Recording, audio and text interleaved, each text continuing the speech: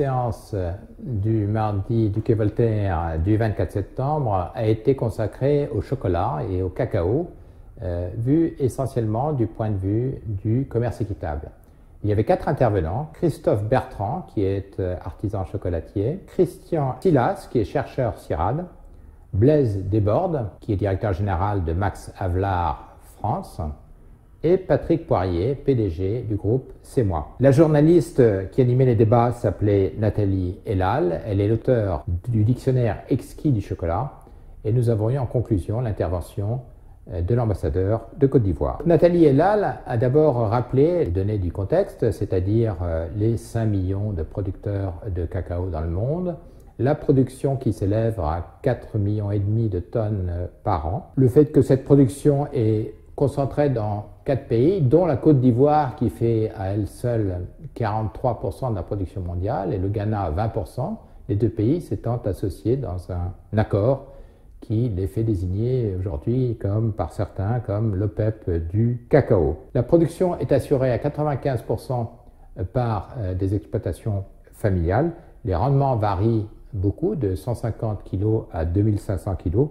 Et il y a 2 grands marchés internationaux, Londres et New York, avec actuellement des prix bas qui indiquent plutôt une surproduction.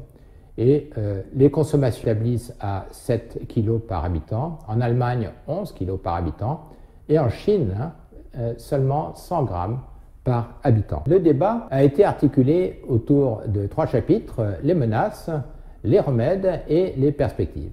En ce qui concerne les menaces, d'abord la menace climatique qui n'a pas paru critique, puisque la pluviométrie ne varie pas rapidement dans les tropiques. Elle a baissé en moyenne de 2 mm par an sur les 40 dernières années en Côte d'Ivoire. L'augmentation des températures qui n'est pas une menace pour le cacao, mais en revanche, il y a certes des nombreuses maladies. La déforestation, en fait, n'est pas le fait des producteurs de cacaoyers, ne défrichent pas, même s'ils s'installent souvent dans les zones défrichées, a fait remarquer notamment Christian Silas.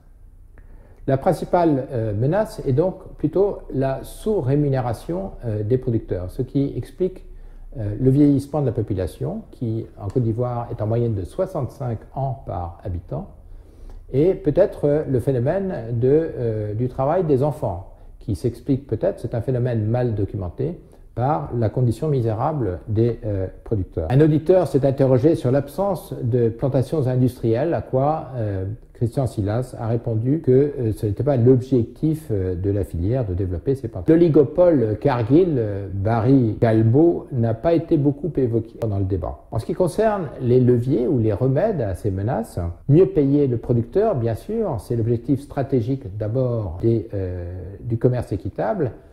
Et aussi bien Blaise Desbordes que Patrick Poirier se sont félicités de l'adhésion encourageante à la charte du commerce équitable qui offre des minima garantis aux producteurs. Deuxième levier, la pédagogie et l'encadrement des consommateurs dont le rôle est critique, et donc l'amener à prêter attention à l'origine du produit qu'il achète et aux engagements en matière de commerce équitable des marques, et donc bien sûr d'orienter son achat en conséquence.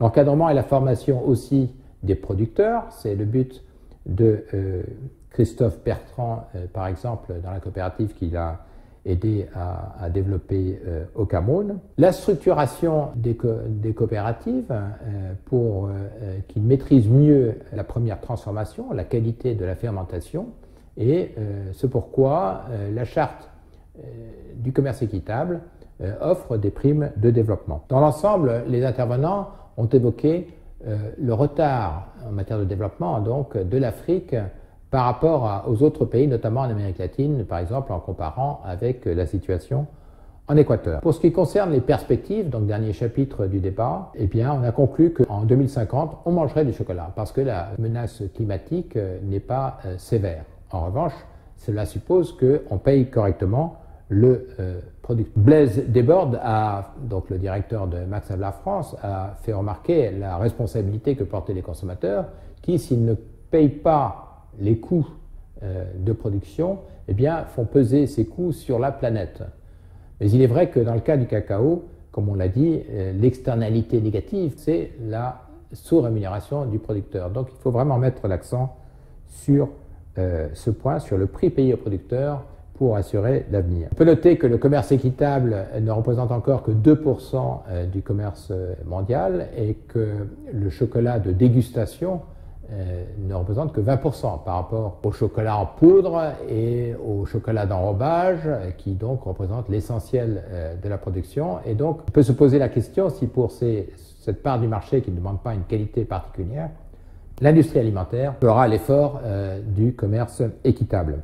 En France, en tout cas, on observe un développement très marqué des chocolats de dégustation, de la production artisanale, un peu à la manière du vin ou des brasseries artisanales, n'est-ce pas, qui se développent en particulier en France. Et puis, il y a les perspectives dans les pays de production qui pourraient développer leur production, c'est à quoi s'emploie le groupe et moi. Et bien sûr, le marché de la Chine qui représente un potentiel gigantesque.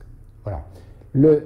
L'ambassadeur de Côte d'Ivoire a conclu en remerciant chaleureusement les participants, en annonçant que la première dame de Côte d'Ivoire parrainerait le salon du chocolat, en énumérant les mesures prises par son gouvernement dans cette filière fort délabrée, et en observant que les pays producteurs, donc les producteurs eux-mêmes, ne représentent que 6% du marché du chocolat qui est de 100 milliards de dollars par an.